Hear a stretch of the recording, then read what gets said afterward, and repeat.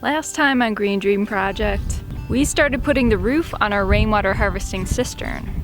And it's becoming very clear to us that we're not the only ones here that are searching for water, which is causing another situation that I'm gonna have to attend to.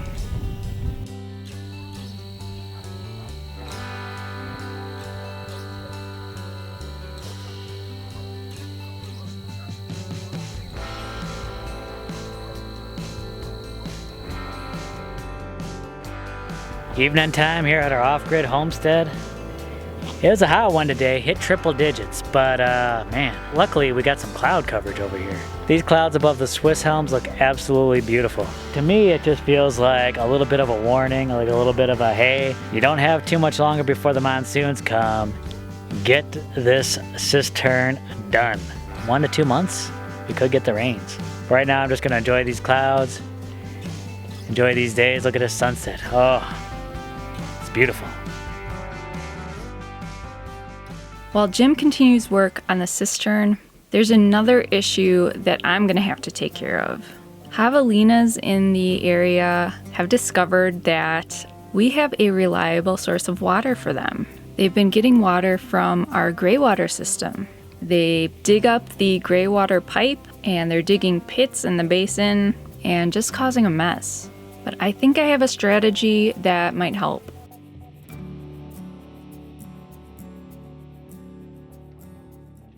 The clouds are out today. I'm loving it.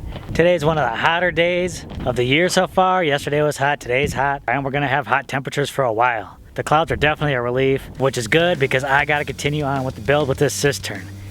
Now, if you saw in the last episode, we got all of our trusses up. It's looking mighty nice, mighty sturdy, but I gotta add our manhole so we can get in, do any kind of maintenance over there. Then we can start with the wiring, so it should be very cool.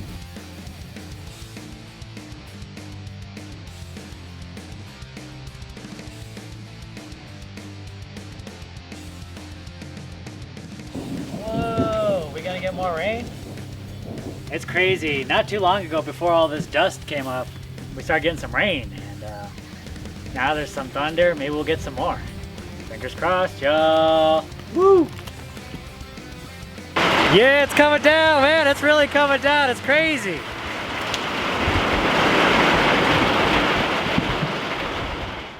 The javelinas didn't come back the night after we had a light rainstorm. But the very next day, one came back. I caught you.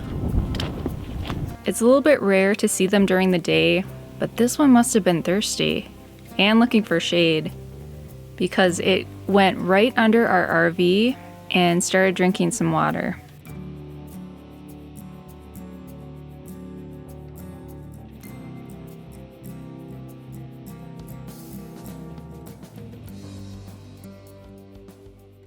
Good morning. Today is another day. So I got those boards in place. That's going to be where our manhole is. And then I got to cut these trusses. I want to get a little angle on them so they're not sticking out so far. Well, all right. It didn't turn out too bad. Not as bad as I thought. The Sawzall did a pretty good job. The cuts aren't super great, but definitely doable. Now I'm just going to go over those cut portions. Going to put a little more oil over that. And then we can start the wiring. All right, so now that I got my boards cut and they're oiled, what I'm gonna do is string up more of this stucco mesh along the inside of the baseboards here. Get a second layer on because we want just a little bit more wire on the inside before we apply the ferro cement. I'm putting up a fence around our mulch basin to hopefully deter them from this area.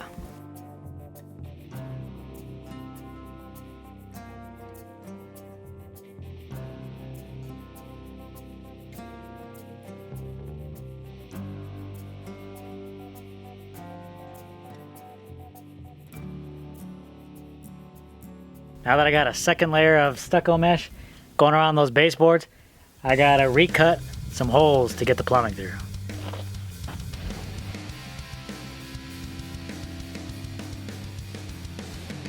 All right, so here's the part I've been waiting for, getting to put the plumbing in.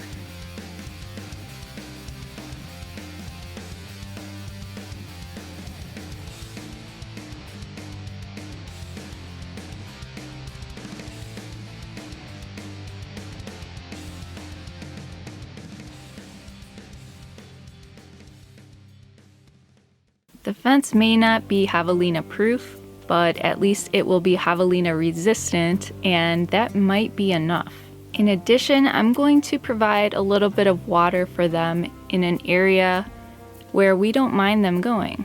So hopefully they'll choose to go over there where they can get free water versus having to work to get the water in our basin.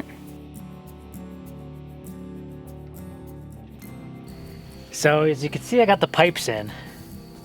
I brought Jessica out here. We did some discussion. Went back and forth a little bit, but pretty much she told me that I have to fill this with a lot more rocks. That'll help kind of shape the bottom of the gutter that we're doing right above the Gabion. So I was out this morning, went out pretty early, picked up a whole bunch of big rocks. I'm gonna use that to try and fill things out. One, I wanna build up a rock wall along the edge. Two, I wanna put more rocks in here to kind of support the pipes. And I wanna keep the pipe at the right height. I want the entrance to this thing to be lower than the lip of the remesh, so that when we build this up, water can easily get down in here. Whew! I took several truckloads of rocks to raise this up. Not even a full foot of rocks. I just kind of created a facade going up against the wall of the Gabion. I took everything from the truck, put it in the cart, dragged the cart around, and started filling up the Gabion. And I kind of put those rocks around the edge of the Gabion just to kind of shape how the gutter's gonna go around the cistern. And we'll catch water not only off our roof, but also off the roof of the cistern. It's gonna be a lot of water. Very exciting. I think I've done a good job here. I think I got all the rocks I need, but we're gonna bring out the boss. We're gonna see what she says. She's gonna take a look at this. First time looking at it, she hasn't looked at it yet. We're gonna see what she says. We're gonna see if it's a job well done or if I need to keep going back at it. All right, tell me what you see. See more rocks? A lot more rocks. Yeah. Wow. Does it look good? It's good. Look finished? Does it look like we're ready to move on to the wiring stage? Yes. Yeah! Javelina can be a nuisance in the Southwest. They can dig around, eat people's plants, tear up the ground, sometimes even be a danger to people's pets or domestic animals. Trapping them, injuring them, hunting them isn't an option for us. There are some strict regulations about that in Arizona, and we'd really like to adhere to that. And we want to learn how to work with the wildlife here and live alongside it. So I can't really blame the javelinas. They're just trying to survive. So in a sense, learning to speak their language is helpful in knowing what to do in a circumstance like this. And I'm talking about the language of survival. Food, water, shelter. That's something that we all understand. So that's the approach I'm taking. Right now is the driest part of the year here in southern Arizona. The javelinas are looking for water and possibly shade too during the day. So I'm gonna try to exclude them from the area near our RV and where we have things planted. And I'll offer them some water and shade in another area where they won't be a nuisance. And when we get this cistern built, we'll have plenty of water to share with all the wildlife.